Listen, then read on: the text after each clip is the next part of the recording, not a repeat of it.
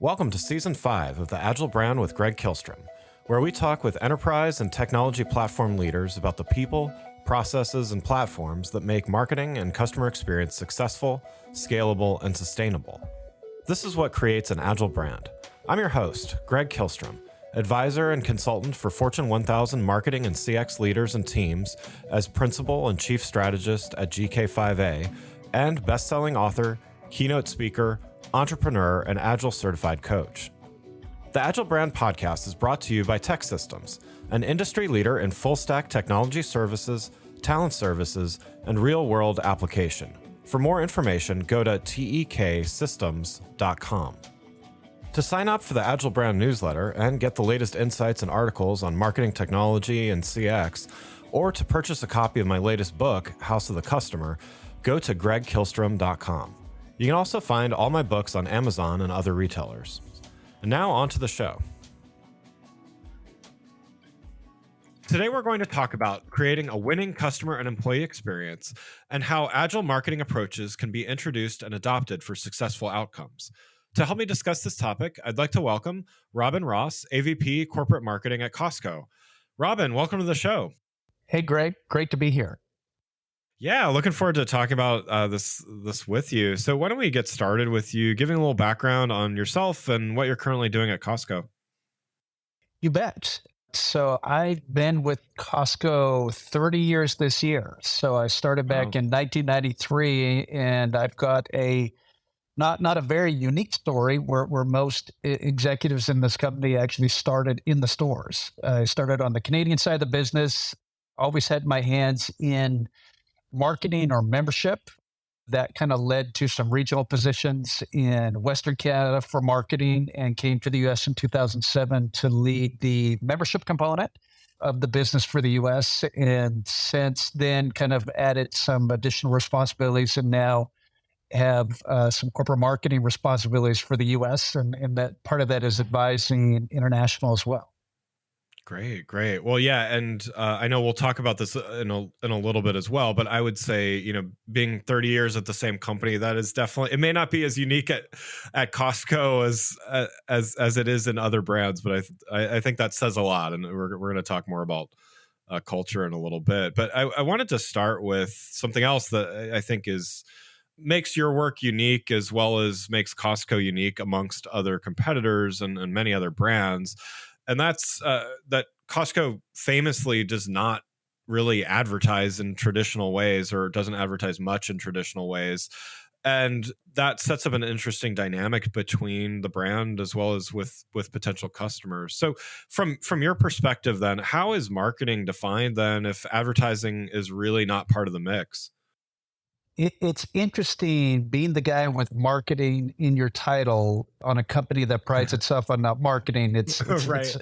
it's a bit of irony in here, but honestly, when we look at marketing, truly the business has been built on word of mouth of our members, and I think that goes back to superior operations, making sure you're looking after your customer sharing that story.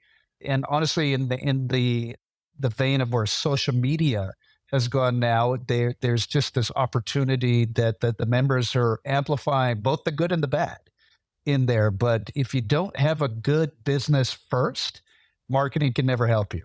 And so it's really just being smart on taking care of our members when they're in here, and we're hoping that they're sharing a good story, and trying to activate some of those digital channels that they also want to share that story as well. Yeah, and I think there's a big shift. I think successful brands have been thinking about the customer lifetime for value for a while, but I think there's a huge shift in just thinking about those existing customers and really growing the lifetime value of them. And I'm seeing this with a lot of the companies that I work with, where new customer acquisition is always going to be important, but I think a bigger focus on that part and treating the customers well, as you were saying, is just it's becoming more and more prevalent in marketing and the CX practice that continues to grow as well. But from your perspective, what does not focusing on advertising allow you to do in terms of marketing and branding? I think and it's been more historical as Costco has really operated. We're a low cost operator. Most of our intention and operations is around passing the lowest possible price to our customers. So anything that adds cost, typically in the past, is not added value to that. What we're understanding now, and as we've evolved as a company, is that there's different ways to communicate with our members. Part of it is on the acquisition side. Part of it is in the cross sell upsell with some of our co-brand programs, as well as our executive membership programs, and on the retention side. So it's really being strategic in the channels that we are active in that allows us to really accomplish those business objectives around acquisition as well as retention. We have a report card. I think we're kind of unique compared to most of the retail, is that our members make a choice every single year. Am I going to continue my membership with Costco or not? And that's a renewal rate. So we get to see that, and we're pretty proud in the U.S. companies. International, we have over a 90% retention rate, and within the U.S., that number is approaching 92.5%. So not that we want to rest on our laurels, but that is a number that we take very seriously in terms of, are we doing things right? Because that member has got many choices. We're a unique place in terms of they have to pay to shop here. So that is not always a foregone conclusion that they're always going to be a member. So we're on, not on guard, but certainly want to make sure that every experience is a good experience, because they get to make a choice at the end of the year. Yeah, yeah. And so, how would you say that, given that there is definitely a strong focus on making those existing customers and members happy and keeping them loyal, how much of your work then is focused on new customer acquisition versus existing members? I would say there's a balance on that. So I'm sure everybody who listens to this podcast knows the old adage in terms of it's much cheaper to keep your existing customers than it is to bring in new Right. customers. But at the same time, acquisition is part of your growth strategy. Or where I think we've seen some activation in some successful digital channels that are kind of non-traditional for Costco specifically, where we've been able to kind of communicate that brand and really put a message out to folks where they had maybe an impression of what Costco was 10, 20 years ago, but just what has evolved since then. It's not 5-gallon kind of jars of mayonnaise everywhere, right? Like, just in terms of the categories that we're in now, the products that we're carrying, and really just what the shopping experience is. It's not your grandfather's Costco, right? And I think that's really looking for opportunities to present that message to new audiences when we're kind of talking millennials, Gen Z, those kind of things. It's just, how do we position some of our Costco stories to just I like to think of it, just check Costco first, right? Because we know if we carry it, you're going to get the best offer out there. And we purposely don't carry everything. But if you haven't checked us first, you're probably paying too much. Yeah, yeah. So another thing that often stands out about Costco is that there's always been, and sometimes very publicly so, a strong focus on treating employees well and the employee experience. So you've case in point, I guess you mentioned at the top of the show, you've been at Costco for 30 years yourself. So, they must be doing something well, right? So how would you describe this relationship between the employee experience and the customer or the member experience? I think it's really Costco's secret sauce. I'm unique when I speak to vendors and suppliers. A lot of those people, a year or two in a role is a big deal for them. We're here, that hardly rates being off of probation, right, at Costco. So Yeah. it is really part of our culture to really keep and retain people, and that started right from the founder. So Jim Senegal, our founder, always had an intention of compensating employees well in terms of the market, that gives you the opportunity to hire and keep the best employees. And really there's a culture of teaching people. And I think when I kind of look at our employees here, there's a level of ownership of the company that there's a pride in working here. When they work here, when they're part of this family, it's that translates into a good customer experience. And I always like to think of it this way: when you think of typical retail that has high turnover most of the time, that really when a customer is shopping in a lot of retailers, it's probably a 50-50 shot that they're going to see the same clerk or retail associate when they come in. What's cool about Costco is that we get to see families grow up, just because those people have been in the stores. We get to see them. We're on to like third generations of Costco shoppers where that person has been their cashier. We've got people who will wait in lines just to see specific cashiers, just because of the relationships that our staff have grown with their members, and they take pride in that.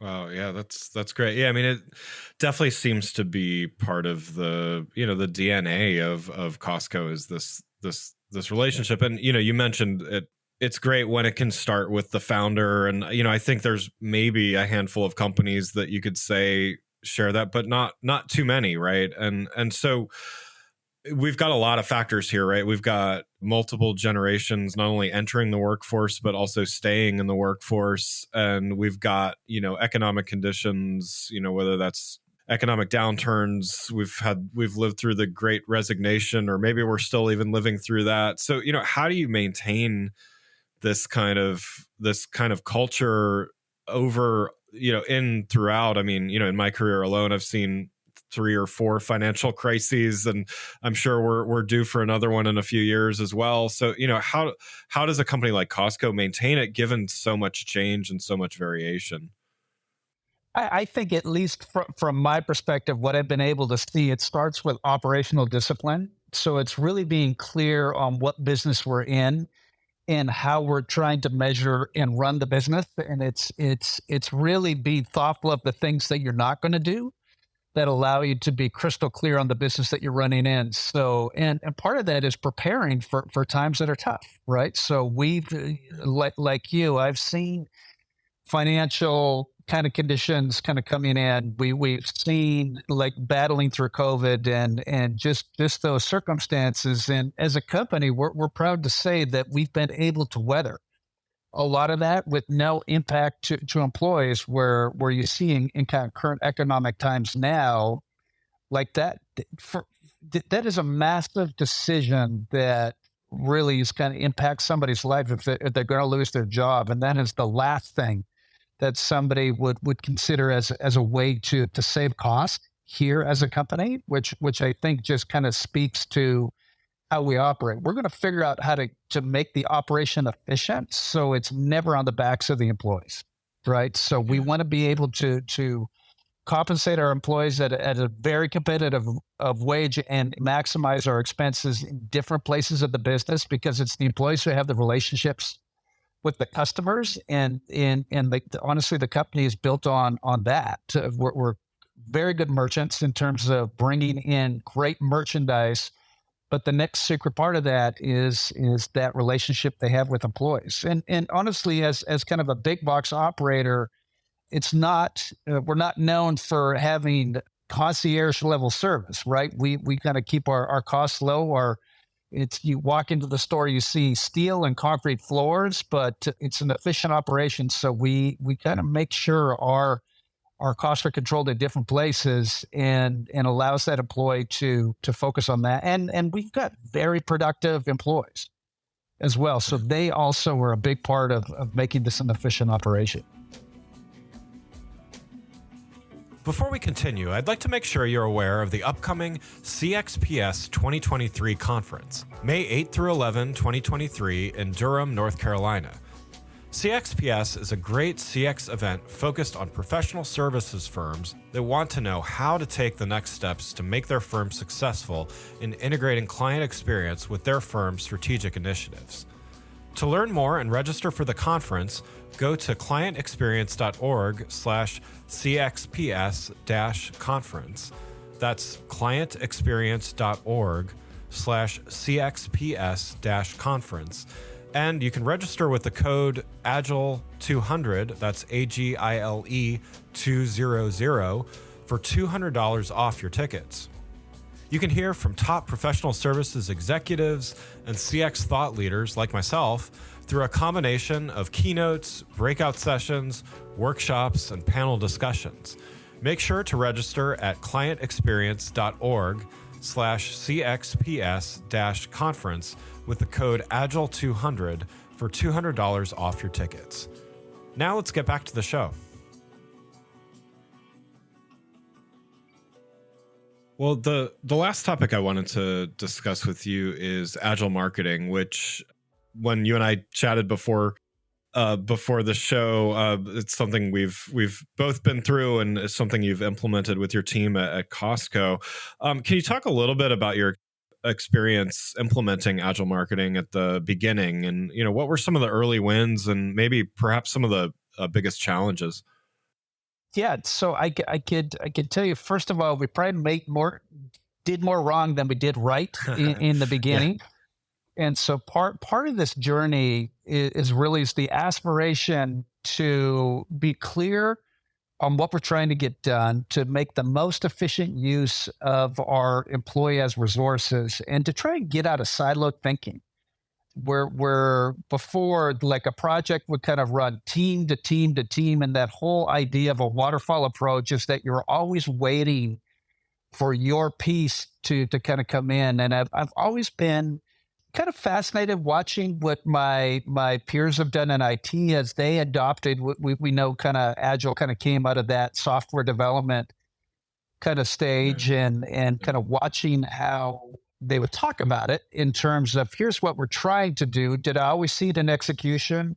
No. And did I always see it kind of, sometimes it's more of a talk the talk and not walk the walk. So I Yeah. was interested in figuring out what's our version of that, right? And if our aspiration is to be work on the most meaningful things, to resource those things correctly, and to have a discipline around executing that, how do we plan for that? And where we ended up landing is figuring out how to build some cross-functional teams that again kind of goes back to, where's the ownership? Not just the ownership on my piece of that project, but the ownership on this whole end to end. And what we Yeah. saw in that is just like a light up of the employees, that there was an investment that they had beyond their piece. And so they had an investment of that project being successful, and wanting to kind of know how that went. And we went through different iterations in terms of, do we have the right parts of resources? Some areas we were under resourced.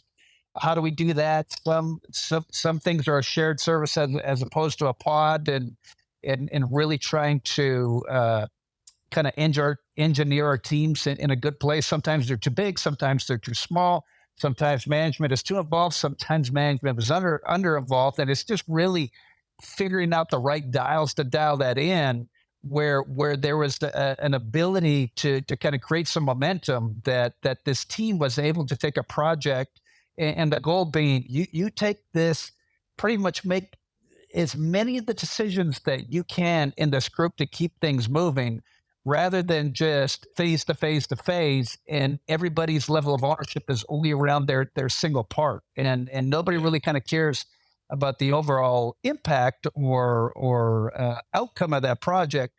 But we saw a different level of engagement from our teams that were part of this, that really, and it's something I'm going to steal from Liz Wiseman in her book Multipliers, that really taps into their discretionary effort, right? Nice. So Yeah. they're really not just doing their piece, is they see a different level of impact that they can make. And I've really seen that somebody who you thought was giving 100% is able to give 125%, because they just saw their role in this change. So it's been an up and down kind of journey in terms of kind of learning how much structure, and then kind of too much, not enough, and it's still kind of a work in progress in terms of trying to get things set up. I've taken on a couple additional teams since we originally stood this up. And now I'm kind of navigating, how do I bring that thought process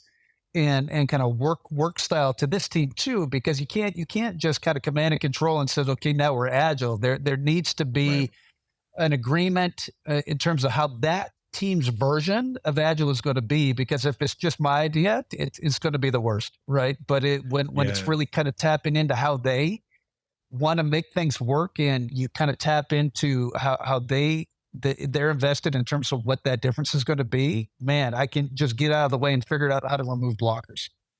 Yeah. Yeah. And so along those lines, you mentioned earlier, you had mentioned looking at how the IT team had adopted agile and thinking about, how you might do it with your own team, and just now mentioning how it's kind of a bit of a democratic process maybe of how agile marketing is implemented. So I mean, would you say that your teams are strictly adhering to both agile principles as well as like a scrum process, or have you modified things that in a way that works best for Costco and for your teams?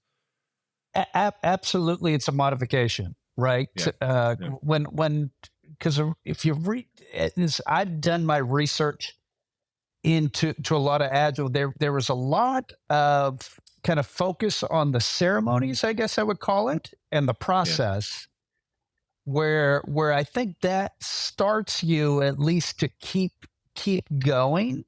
But what we ended up doing is just kind of changing, like, does this need to be a daily stand up? Does this, how do kind of teams work best together with each other, and really being kind of clear on how to resource that team correctly. So, and it kind of changes from project to project, because if everything looks like you've got big pieces and little pieces, that not everything needs to be this agile process. Some stuff can just be task management, and some stuff needs to go through this agile process. And that's where we probably shifted our thinking in terms of, okay, what should be what we call pod work, right? That really needs some rigor and some energy behind it, and what is kind of what work I call just kind of lights on work, right? That's going to happen Yeah. anyway, but it's these larger projects that really need some focused attention, because that's where your turbulence is going to come in, that you really just need this group to rally around taking it across the finish line. And how do you balance that lights on work at the cost? Because my experience sometimes on teams is, I've seen that everybody's doing 99% lights on and has 1% of time for innovation and thinking differently, and you don't get traction in those Yeah. environments. And just teaching people to really manage a little bit differently, which probably is the harder lift in the early parts, because all they see is, it sounds like you're asking me to do more, right? Right. And that's an unfair ask when you're coming in. And really, part of it is just, how are we going to think differently about the work? Yeah. And then that kind of engages kind of your conversations about capacity, efficiencies, that really kind of continuous learning, where I still think we've got opportunities to go, okay, what did we learn? How we're going to apply it? How does that make us move more efficiently next time? And then that taps into their problem solving skills as well too, because nobody's as close to the work as they are, and they're going to have good ideas on in terms of how to make the situation better. I kind of consider my job is, all I am is a microphone for the best ideas, and figure out how to resource them and amplify them. Because Yeah. my work is to listen for the good stuff and figure out how to scale it.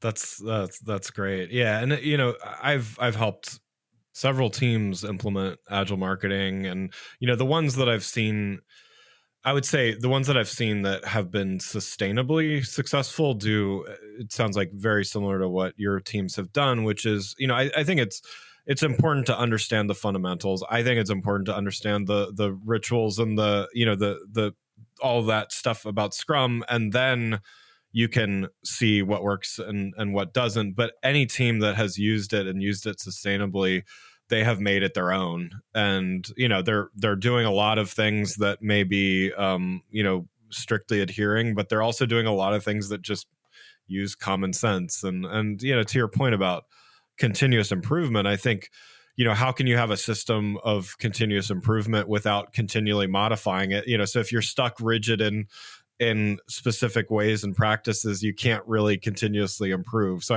yeah, it sounds like you're in line with that. And my follow-up question to that would be, you mentioned a few things there, but how do you measure success, or how do you look at success in terms of adoption of agile marketing?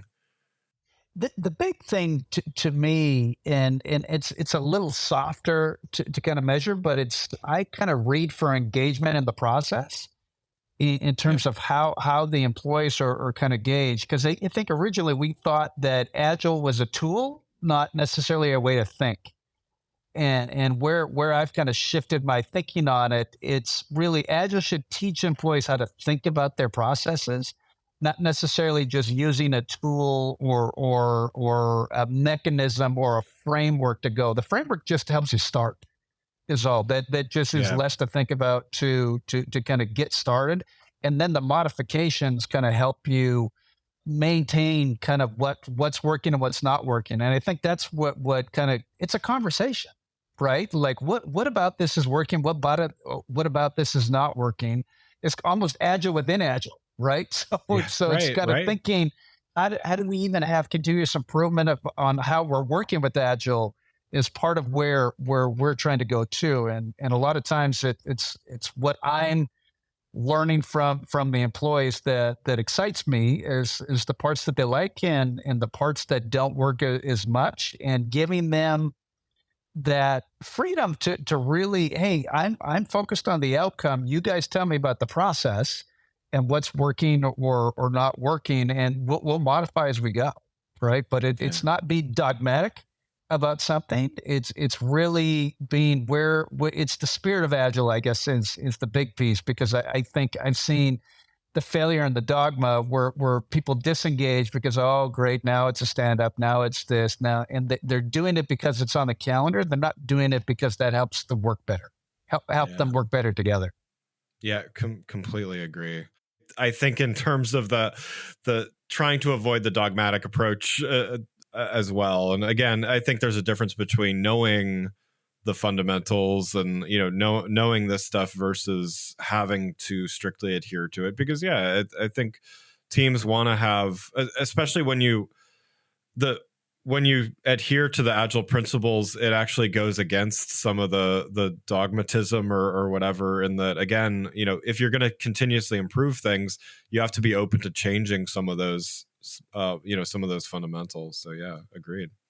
So some of the changes in thinking, and that was kind of from my management team as well too, is that, well, who do these people report to? Right, was kind of the original concern, and Yeah, so we really kind of, there's pods, we call them pods and practices, right? So practices would be like an analytics or a data science team. We keep that together as a practice, and they have a director and manager that they report up to, but those members are part of pods. And so it's not about management, it's just about really teamwork. And so yeah, that was tough to get around, where everybody's used to, well, who am I working for in here? Well, when you're working for the company, right? You have a specific skill set as part of your practice, but you're bringing that value to this pod, and it's really to kind of get the work done. So there was, I wouldn't say confusion, but apprehension. Like, what does this mean, right? yeah, Originally to start, and are you guys serious about this? Because is my boss just going to come and tell me, but that's not your job. Your job is over here. And part of that was kind of aligning my management team to kind of say, now you guys need to rally on the work and then figure out how to put your resources best together to accomplish those things. Because you don't have, granted, you have some lights on work that need to go, but we've got some organizational objectives as the management team that you need to figure out how to resource and get done. So how you're going to best kind of bundle your resources to make that work, and what do you need from me is part yeah. of the conversation. So as much self momentum as you can kind of create, that I think is the win out of Agile. Yeah, yeah, absolutely. Well, Robin, thanks so much for joining the show. I've got one last question for you before we wrap up. So, along the lines of agile marketing here. So, for those listening that may not have started down that path yet, but interested in doing so, what's one piece of advice that you'd have for them as they consider moving towards a more agile marketing approach? I think really is just being clear on what you're trying to accomplish is the starting place, right? Because I think that's where teams, a lot of times, where it's just a framework that you're trying to apply on existing work that does not give employees a clear understanding of what they're trying to do, because that's more about the how than it is the what. So Yeah. I think what our learning is are we clear on what we're trying to accomplish? Because it's really having the teams having that North Star affects their decision making and prioritization in terms of what they're working on within sprints or those, because it's you almost want this proxy that they're going to be thinking like you in terms of when that question comes up, because the more they think like you, or at least that's probably a little bit more controlling than what I say. The more our thinking Mhm. is aligned, the more likely Yeah. the outcome is going to be what we considered. And if you need me to sign off on everything as you go, then I'm the bottleneck. And so the Yeah. whole idea is let's start with the vision. Here's the process that's going to get us through there. We may shift what that vision is as we go and we learn, but that also needs to be aligned on thinking. And then we measure our outcome at the end, right? And sometimes it's a win, sometimes it's a loss out of doing that. But failures are also learnings, right? So it's just what did we learn? How do we apply it? What do we do next? Yeah, absolutely. Well, again, I'd like to thank Robin Ross, AVP Corporate Marketing at Costco, for joining the show. You can learn more about Robin and Costco by following the links in the show notes. Thanks again for listening to the Agile Brand with Greg Kihlstrom podcast, brought to you by Tech Systems. If you enjoyed the show, please take a minute to subscribe on your podcast channel of choice and leave us a rating so that others can find the show more easily. You can access more episodes of the show at www.gregkihlstrom.com. That's GregKihlstrom.com. To get a copy of my latest book, House of the Customer, visit my website, or you can find it on Amazon or other retailers. The Agile Brand is produced by Missing Link, a Latina-owned, strategy-driven, creatively fueled production co-op. From ideation to creation, they craft human connections through intelligent, engaging, and informative content. Until next time, stay agile.